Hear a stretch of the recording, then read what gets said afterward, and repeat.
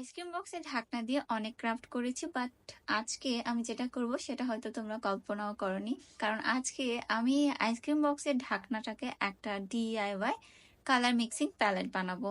এটার জন্য আমাকে বেশি কিচ্ছু করতে হবে না, জাস্ট একটা ট্রান্সপারেন্ট আইসক্রিম বক্সের ঢাকনাকে খুব ভালোভাবে পরিষ্কার করে নিয়েছি, দ্যাটস ইট। এখন এইটাকে আমি কালার মিক্সিং প্যালেট হিসেবে ইউজ করব। এখন অনেকে কমেন্ট বক্সে এসে নেগেটিভ কমেন্ট করতে পারো, কেন তোমার কি কেনার টাকা নেই, আরো অনেক কিছু ব্লা ব্লা বা, বাট আমার কাছে মনে হয়েছে জিনিসটাকে আমি কালার প্যালেট হিসেবে ইউজ করতে পারবো, আর এটা ট্রাস্ট মি খুব সুন্দরভাবে ইউজ করা যায়। আর সব থেকে বড় কথা, এটা ইউজ করার পর খুব ইজিলি ক্লিন করা যায়।